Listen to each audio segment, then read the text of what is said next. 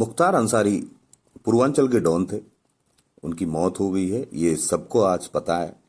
पर उनका मौत का कारण क्या था, पुलिस ने क्या हलफनामा दिया है, उनके पहले उनको क्या ये पता था कि मेरी मौत होने वाली है, या उनके क्या आपराधिक मामले थे, किन किन अपराधों में वो दोषी थे, कब किस किस जेल में रहे, और उनका पुराना सारा रिकॉर्ड जानने के लिए ये पूरा वीडियो देखिए।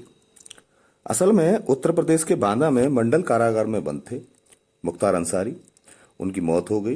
रानी दुर्गावती मेडिकल कॉलेज के प्राचार्य डॉक्टर सुनील कौशल ने बताया कि मुख्तार की मौत कार्डियक अरेस्ट से हुई है। उन्होंने बताया कि गुरुवार रात 8:25 बेहोशी की हालत में यहां लाया गया था। जेल कर्मियों ने बताया था कि उन्हें उल्टियां आ रही थीं और 9 डॉक्टरों की टीम ने उनका इलाज शुरू किया, लेकिन उसे बचा नहीं पाए।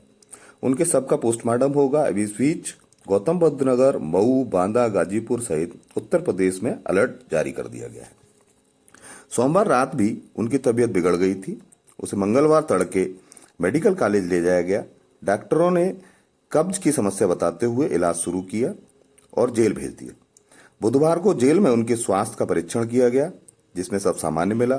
63 वर्ष के मुख्तार अंसारी 65 से ज्यादा मुकदमा उनके पास थे और पिछले 1.5 वर्ष से 8 मामलों में उन्हें सजा सुनाई जा चुकी थी। दरअसल मुख्तार अंसारी को 6 अप्रैल 2021 को पंजाब के रूपनगर जेल से बांदा जेल में स्थानांतरित किया गया था। उस समय भी ये न्यूज बहुत हाईलाइट हुई थी। मुख्तार अंसारी को यूपी लाने के लिए उनको डर था कि मुझे एनकाउंटर में मार दिया जाएगा, लेकिन ऐसा कुछ नहीं हुआ। फिर उनको 16 नंबर बैरक में रखा गया। उसके बाद उन्होंने एक हलफनामा दिया था कि जेल में भी उन्हें मारने की कोशिश की जा रही है। मुख्तार अंसारी ने लिखा था 19 मार्च 2024 को अपने हलफनामे में कि उनको जो भोजन दिया जा रहा है उसमें जहर है, जिसके खाने से वो गंभीर बीमार हो गया है और हाथ पैर की नसें बहुत दर्द कर रही हैं। हाथ पैर ठंडे पड़ रहे हैं, ऐसा लगता है जैसे मृत्यु हो जाएगी। प्रार्थना पत्र में यह भी लिखा गया था कि 40 दिन पहले खाने में किसी प्रकार का कोई धीमा जहर दिया गया था, जिसके चलते खाना चखने वाले जेल स्टाफ का भी तबीयत खराब हो चुकी है। बांदा कारागार में जान का खतरा होने के कारण वो कोई अनहोनी ना हो, इसलिए उन्होंने ये हलफनामा पत्र में लिखकर दे दिया था। प्रार्थना पत्र मिलने के बाद जेल प्रशासन ने सीएमओ से चिकित्सकों को भेजकर उनकी जांच कराई। इस पर जेल में डॉक्टरों के पैनल ने उनका स्वास्थ्य का परीक्षण किया। इस बीच शासन ने रविवार 24 मार्च को बांदा जेल मंडल के jailer Yogesh Kumar, deputy jailer Rajesh Kumar और अरविंद कुमार को निलंबित कर दिया था। उन पर विभागीय कार्य में लापरवाही करने का आरोप लगाया और यह आरोप सिद्ध हुआ ही होगा जब भी उनको निलंबित किया गया था, क्योंकि सोमवार रात को मुख्तार अंसारी की तबीयत बिगड़ी और उन्हें मेडिकल के लिए लेके गए और वहां 15 घंटे इलाज किया और फिर दोबारा जेल में भेज दिया गया। मेडिकल कॉलेज के प्राचार्य सुनील कौशल ने बताया कि शुगर समेत 14 जांचें की गईं, सब कुछ सामान्य था। जब भी वो मुख्तार अंसारी को डिस्चार्ज करके जेल भेज दिया गया और सारी जांचें कराई गईं, उसमें अब सामान्य मिला। मुख्तार को देखने के लिए उनकी बहू निखत और गाजीपुर के सांसद भाई अफजाल अंसारी मेडिकल कॉलेज पहुंचे थे। उन्होंने जेल में मुख्तार अंसारी के साथ लापरवाही करने का आरोप लगाया था। अब बात करते हैं मुख्तार अंसारी के क्राइम रिकॉर्ड की। वो कब से कितने कितने क्राइमों में सजायाफ्ता थे, कहाँ कहाँ उन्होंने ये क्राइम किए। तो 17 महीने पहले उनको सजा मिलना चालू हो गई थी। मुख्तार के 17 माह पहले जो कोर्ट ने सजा सुनाई थी तो 2022 से शुरू हो गई थी। 65 मुकदमों में 20 अदालत में चल रहे थे। लखनऊ के आलमबाग थाने में 2003 में जेलर को धमकाने में 7 वर्ष का कारावास उन्हें हो चुका था। 23 सितंबर 2022 को लखनऊ में दर्ज गैंगस्टर एक्ट के मामले में 5 वर्ष की सजा उनको हो चुकी थी। 15 दिसंबर 2022 को गाजीपुर में दर्ज गैंगस्टर एक्ट के मामले में 10 वर्ष की सजा हो चुकी थी।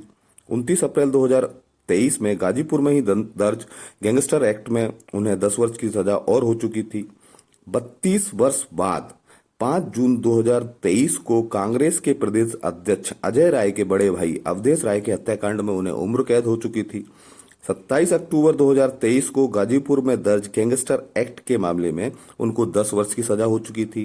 13 मार्च को फर्जीवाड़ा बंदूक के लाइसेंस करने के जुर्म में उनको उम्र कैद की सजा हो सकती थी। उनका एक ग्राफ था पूरा, उस ग्राफ के तहत उनको कई सारी उम्र कैद थी, कई सारी 10 वर्ष की सजाएं थी। इस तरह से वो एक लंबे अरसे से जेल में थे और लंबे अरसे तक जेल में रहने वाले थे।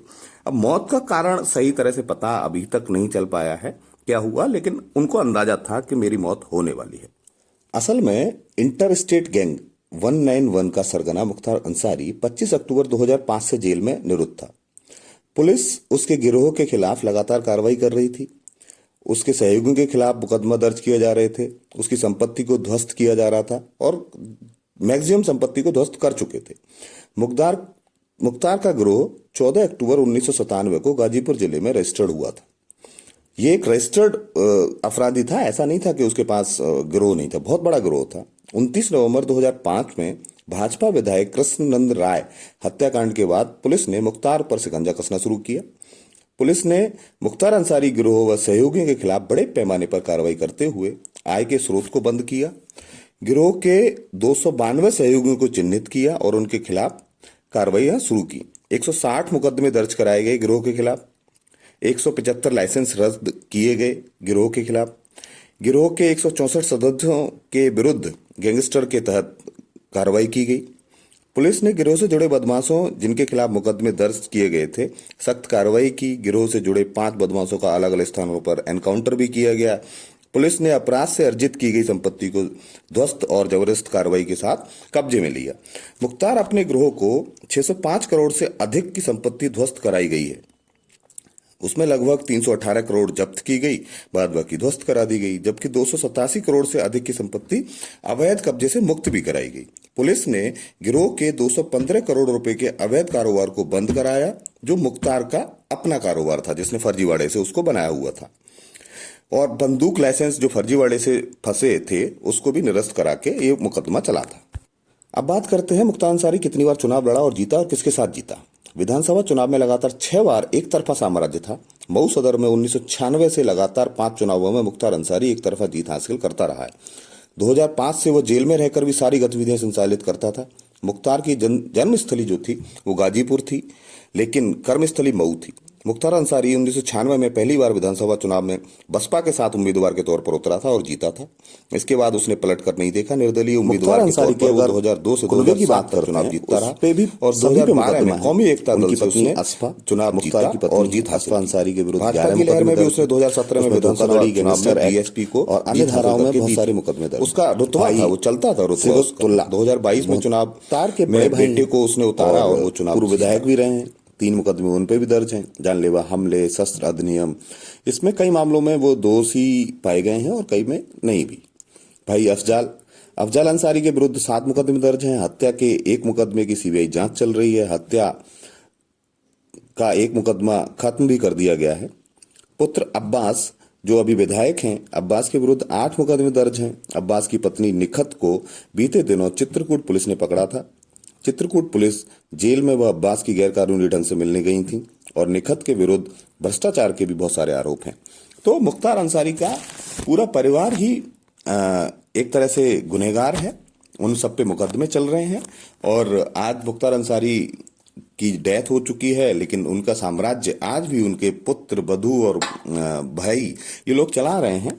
इनको कंट्रोल करना इतना आसान नहीं है। इस हिसाब से इन माफियाओं के साथ किस तरह का व्यवहार किया जाए, ये भारत सरकार ने और यूपी सरकार ने बता दिया है, जता दिया है कि इस तरह की चीजें अब यहां भारत में अब गुंडा राज तो नहीं चलने वाला है। आप देख रहे हैं सामाजिक सोच वरुण कुमार सिंह के साथ। Please like, share and subscribe.